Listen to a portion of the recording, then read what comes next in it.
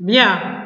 Alors donc, les avantages de la standardisation nous donnent de regarder aussi les avantages d'une approche adaptée. Qu'est-ce que c'est que, d'abord, une approche adaptée? Une approche adaptée ici nous permet de prendre en compte les attentes des consommateurs sur les différents marchés cibles. Nous avons ici les influences culturelles continues, de déterminer en grande partie les modes de consommation. Donc ici, nous avons parfois même en résistance à la globalisation.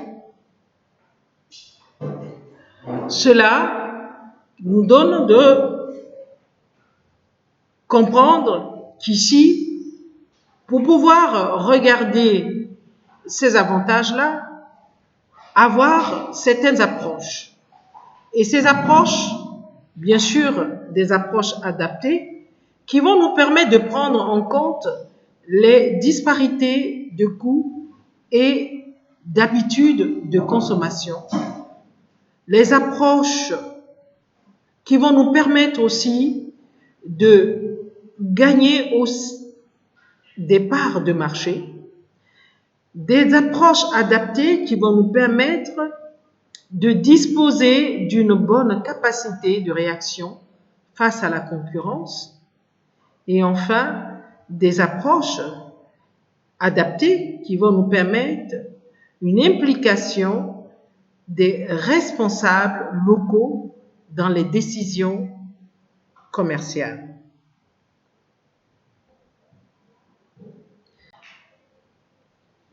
Cette adaptation, entre autres, en ce qui concerne les avantages qui s'imposent, par ailleurs, souvent pour des raisons de différence en matière de réglementation. Donc ici, nous avons 3 facteurs principaux qui conduisent une entreprise à adapter une démarche de marketing adaptée. En premier, nous avons les différences culturelles. Les différences culturelles, du fait de leur impact sur le comportement même du consommateur. Aussi, les différences légales et réglementaires. Et enfin, les différences économiques et technologiques, en particulier concernant l'appareil de distribution.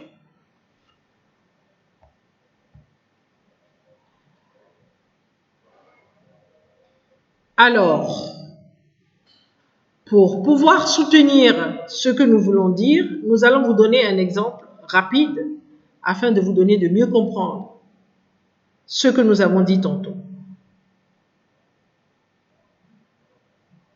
En prenant l'exemple de Think Global, Act Local, qui est une structure. De plus en plus aujourd'hui, les entreprises ont adopté une stratégie intermédiaire, nous le savons, entre standardisation ou adaptation. Donc, qui est une approche, entre autres, de qualité et aussi une approche avantageuse. Cette approche est qualifiée d'adaptation retardée ou encore de standardisation adaptée et voire de globalisation.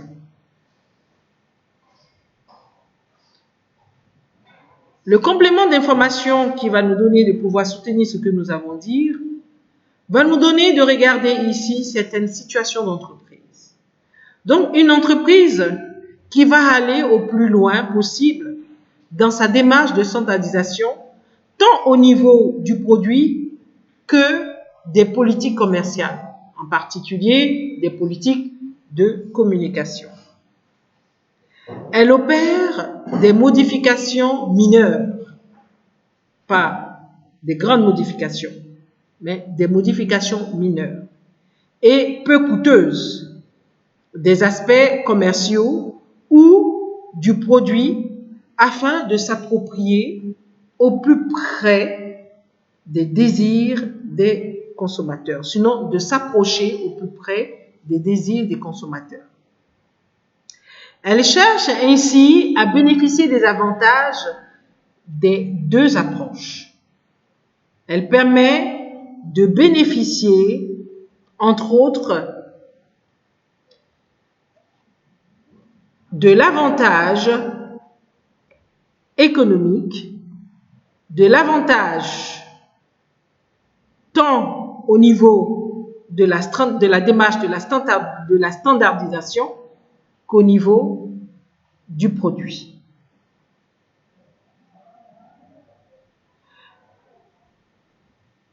Alors, cela va nous donner de regarder les raisons qui motivent, entre autres, cette standardisation, globalisation ou encore adaptation favorable. Cela répond à la recherche de bénéfices avantageux des différentes approches stratégiques marketing qui seront mises en application. Cela permet de bénéficier de l'avantage de rentabilisation des investissements liés à la standardisation sans renoncer toutefois à l'adaptation aux spécificités locales. L'adaptation des composants du MIS marketing bien évidemment. Les différents composants du MIS marketing ne présentent pas les mêmes facilités de standardisation. Nous avons vu la standardisation des produits et comme je le disais tantôt, cela répond à des critères totalement différents. Parce que la standardisation ici des produits tient compte, bien évidemment, de tout un ensemble de paramètres de la composante du marché international dans lequel nous voulons intervenir. Et là, il s'agit d'un produit de consommation.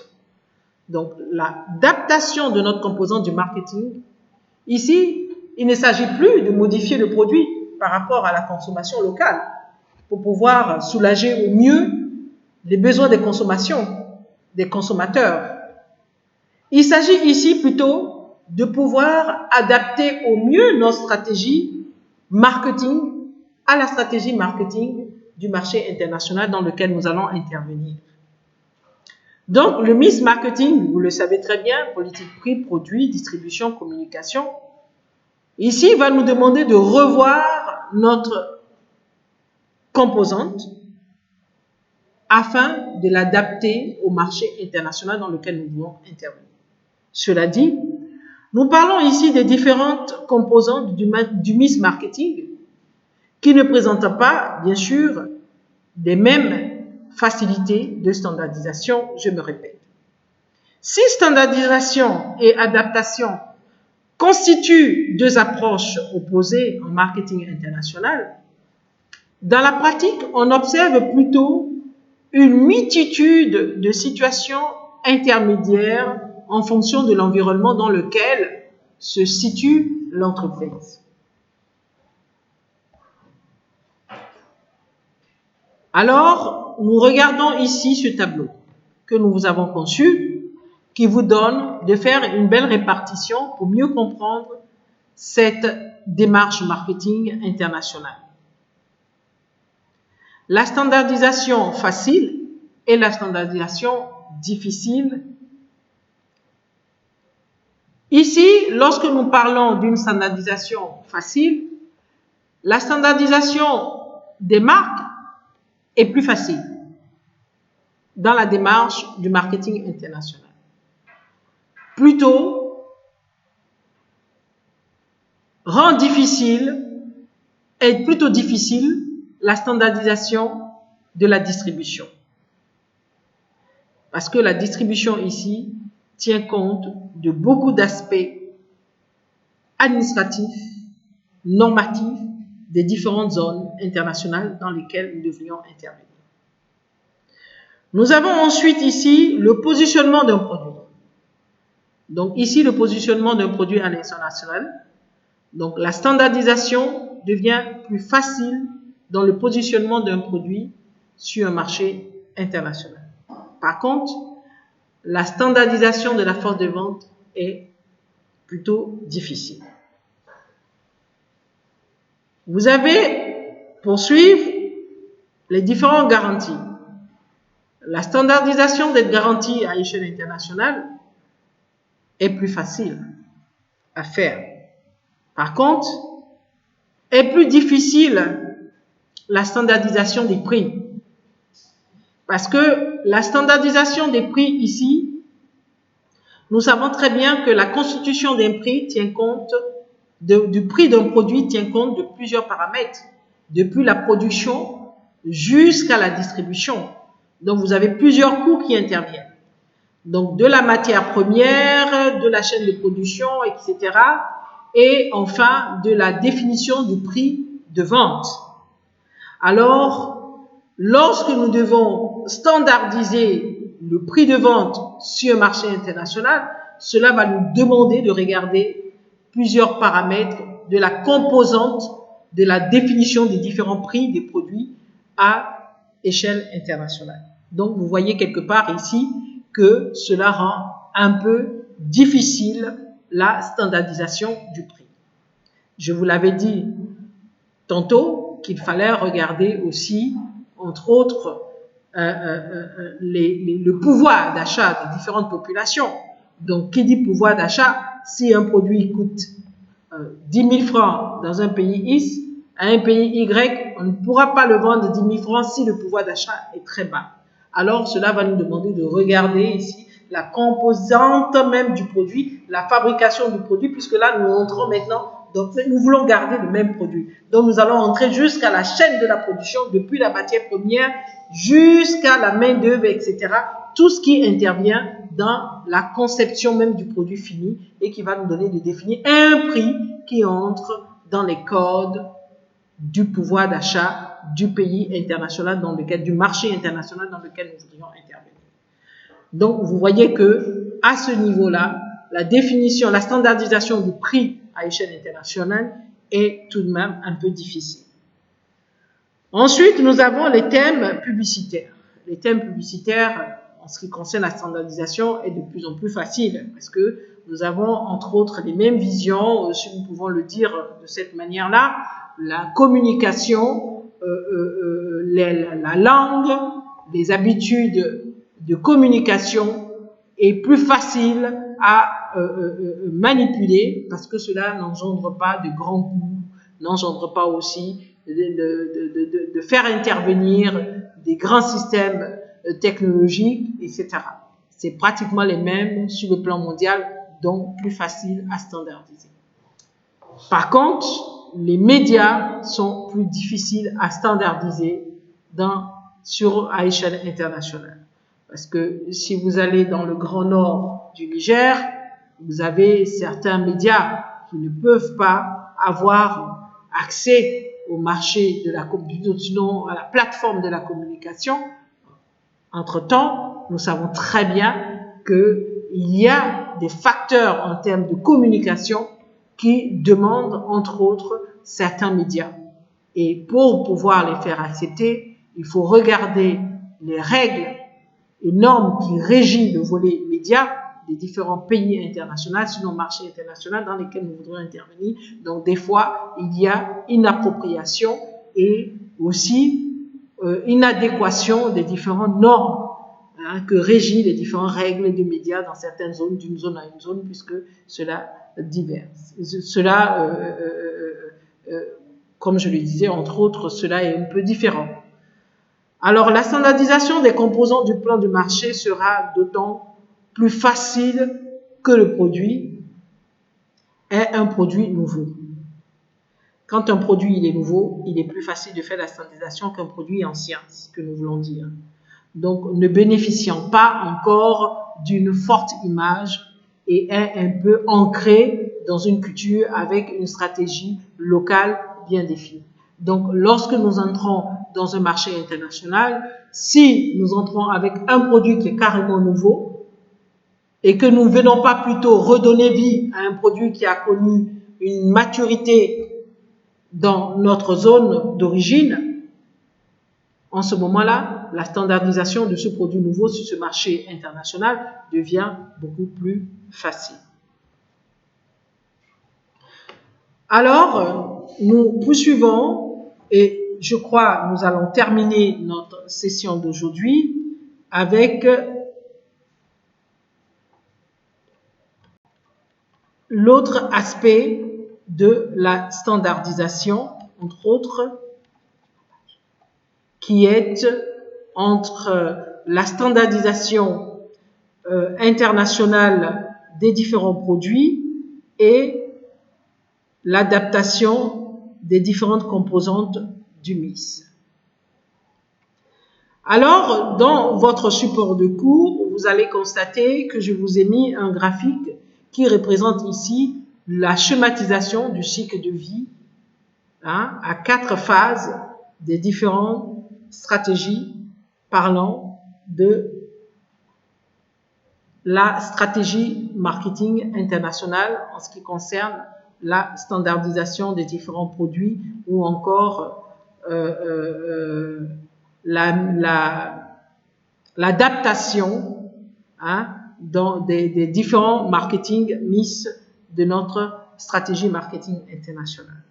Donc ici, vous avez le cycle de vie du produit et vous avez les différentes phases du cycle de vie du produit sur le marché international. Donc l'évolution des besoins dans le temps, donc qui conduit à la création de la modification ou à la disparition des différents produits. Donc ici, chaque produit va atteindre son niveau de vie et c'est nous qui allons voir s'il va falloir le faire disparaître ou encore lui redonner une nouvelle vie en créant un autre circuit de distribution ou encore en créant une autre possibilité de vie comme on le dit, entre autres, en menant une activité qui vise à pouvoir accroître le cycle de vie en lui donnant une modification ou encore en y ajoutant des différents additifs qui va lui donner une nouvelle utilisation de consommation plus favorisante, plus adaptée aux besoins de consommation des différentes populations. Nous avons enfin donc ici le schéma qui donne l'évolution du cycle de vie des différentes phases. Donc vous avez à la gauche la flèche des ventes par unité de temps et ici vous avez en dessous le temps. Donc la première phase, nous avons la phase de lancement, la phase de croissement, la phase de maturité qui va connaître un niveau de cisaillement. Donc tantôt ça baisse, ça monte légèrement, on trouve les solutions aux différentes raisons aux motivations de baisse qui va nous donner de relancer l'activité jusqu'à entrer carrément en phase de déclin où nous avons soit une décision d'internationalisation ou une décision de faciliter la disparition totale, donc de laisser totalement le produit mourir et de le retirer du marché, que ce soit le marché national et international. Voilà pour ce qui concerne votre cours de marketing international de ce jour. Merci.